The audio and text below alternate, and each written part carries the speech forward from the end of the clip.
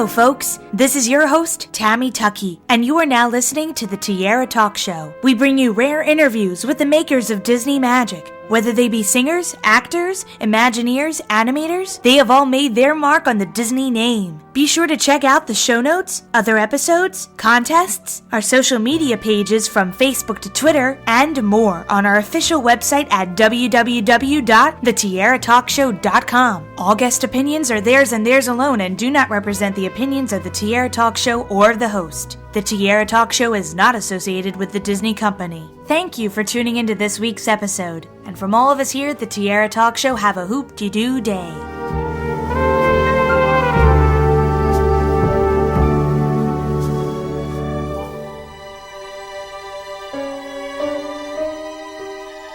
I'm excited to welcome this week's Tiara Talk Show guest, Baer, to the show. Welcome, Dale. Thank you. It's very nice to be here. And it's great to have you on the show, Dale. You know, usually I ask animators if they had a specific moment where they thought, you know what, being an animator, it's just my calling.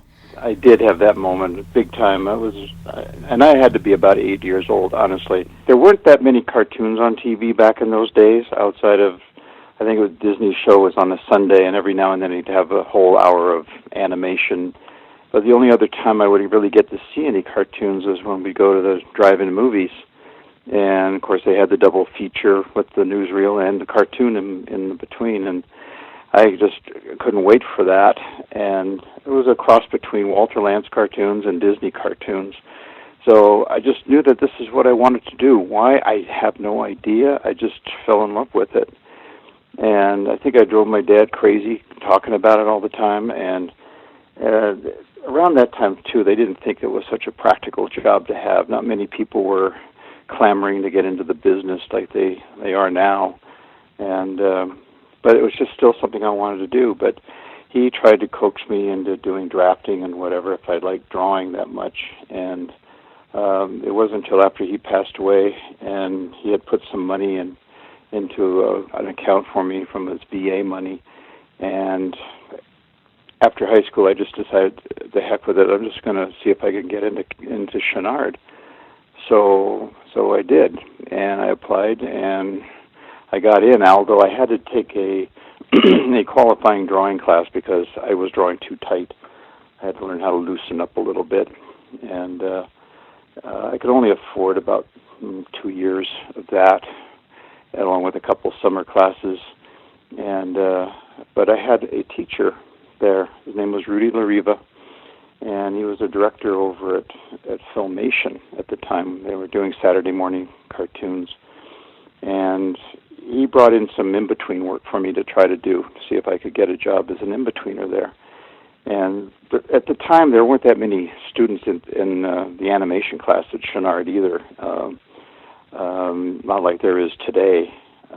So I sort of got to know him really well, and he tried to get me the job, but it just didn't pan out. And then once I got out of Chouinard, I'm thinking, well, you know what? I got to get a job. I got to do something.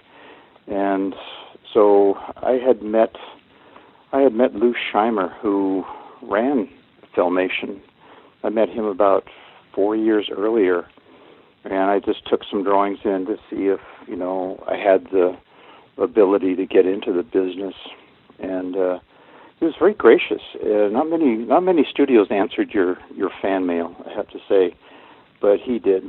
And so I went to see him and fell in love with the building they were in. I don't know, it's just because I was in a studio for the first time in my life, so I was excited. And he gave me some very encouraging words. And so after I got out of Chouinard, I'm thinking, you know what, maybe I'll just call him and see if I can get a job through him. Not realizing you just don't call up a studio head, and expect him to answer the phone. But when I called the receptionist over there, she said, just one moment, please. And next thing I know, I'm talking to him. And kind of blew my mind in a little bit. And I just told him that, I'll do anything. I'll work for nothing. I just want to get my foot in the door. I want to try to learn, the business. He said, no. Don't worry about it. And he says, come in on Monday. This was a Friday. He says, come in on Monday and we'll get you set up. Well, not many people can just fall into a job like that, I swear, but So I didn't start in animation. I started in the layout department, which I kind of enjoyed that, actually. But I had a friend there who was head of the assistants there, the cleanup people, and she knew a gentleman over at Disney, and she said they're just starting a training program. She says, why don't I see about getting you an application? And I thought, okay.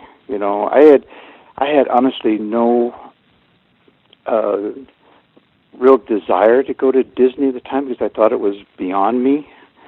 It was like a dream come true, if I could get in there. But that's why I decided just to get into Saturday morning cartoons, and I was going to be, quite content. Well, what was one of the first projects that you got to work on for Disney? The first one was Robin Hood at the time, 1971. It was kind of nice because at Disney now they have a mentoring program where you're given one mentor, and that's it. I had 6 mentors there. I had 6 of the 9 old men there. So I was like in heaven, and whoever you felt the most comfortable with, you sort of hung around with and picked their brains and showed them your work. And John Lounsbury was my chosen mentor, along with Eric Larson at the time. And so I was there for, I think, 6 years to begin with.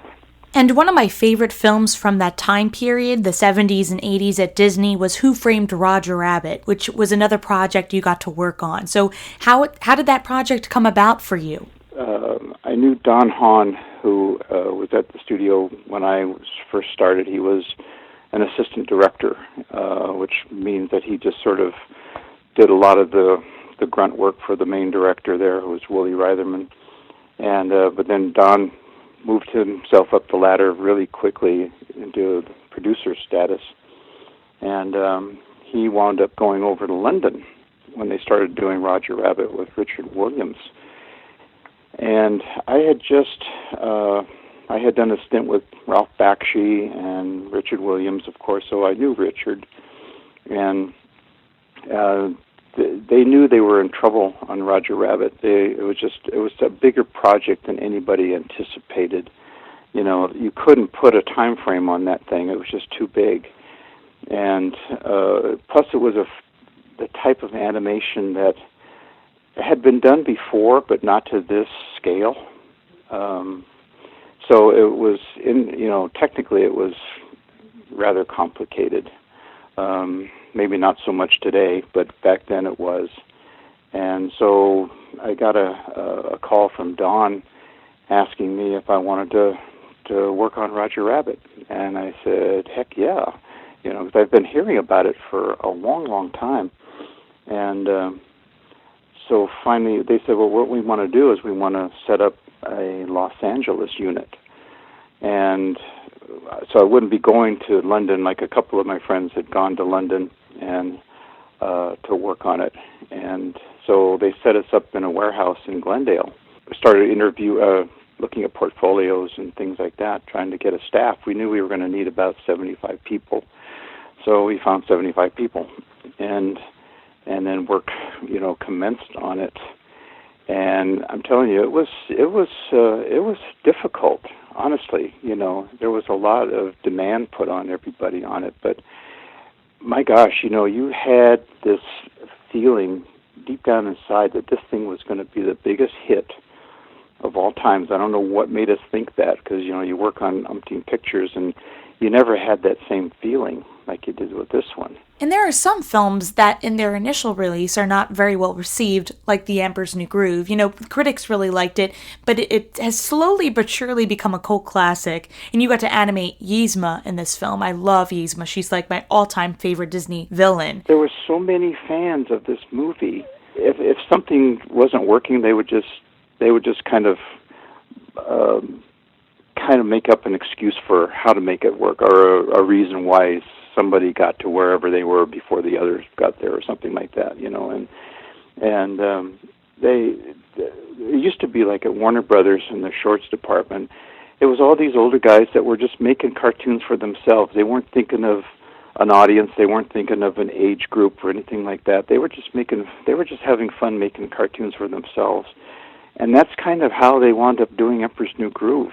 They were just decided to just have fun with it and not take it seriously, and it shows in the work. Absolutely. And you must have had a lot of fun watching Eartha Kitt, voice Yzma.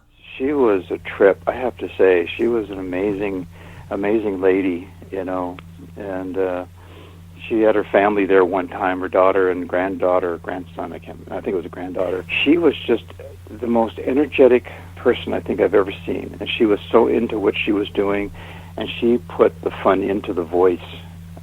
She wasn't like some actors just come in and just read it and then go home, collect their paycheck and go home. She put herself into that part. And I thought this was very unique. You worked on the many adventures of Winnie the Pooh in the 70s, and you come back for the new film from 2011, Winnie the Pooh, to work on Al. It's been very exciting in that respect. And then Winnie the Pooh also, the one I worked on the first one was Winnie the Pooh and Tigger 2, and it was the downtime project at that time. They were just trying to fill the void in between Robin Hood and the Rescuers. So they just put us to work on it. In fact, it was kind of an experiment with that Wooly was doing, where he was going to see how many of the assistants around the studio could animate. So he was giving basically the same scene to 5 different people around the studio.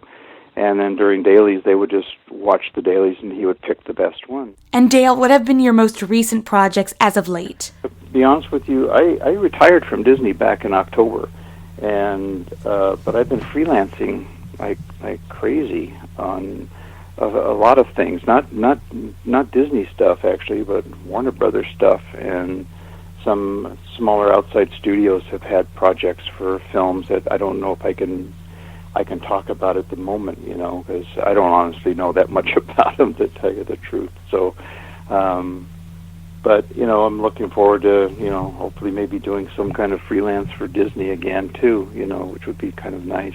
Well, best of luck, Dale, on your future projects, and I can't wait to see what the next character you'll be working on. It'll be exciting. And before we end our interview, I have 3 Disney-themed questions.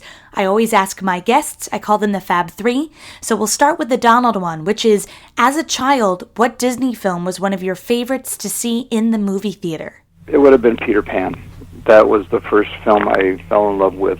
And then Sword in the Stone was another one. Actually, my dad, I was sitting through it the second time my dad was coming to get me, and I wasn't out in the front of the theater waiting to be picked up, and I don't know if he had to buy a ticket to get in there and drag me out or what, but Sword in the Stone was another one that totally fascinated me.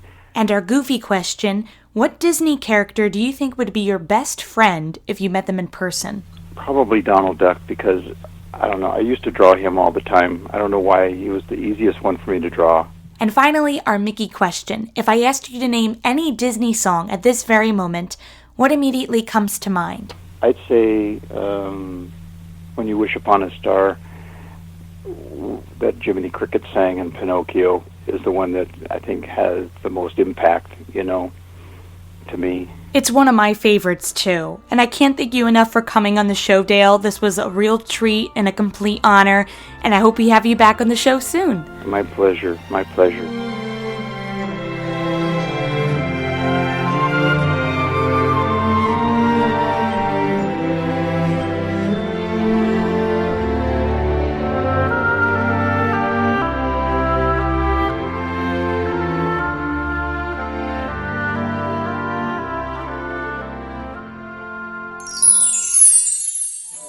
Up, down, touch the ground, in the mood for food.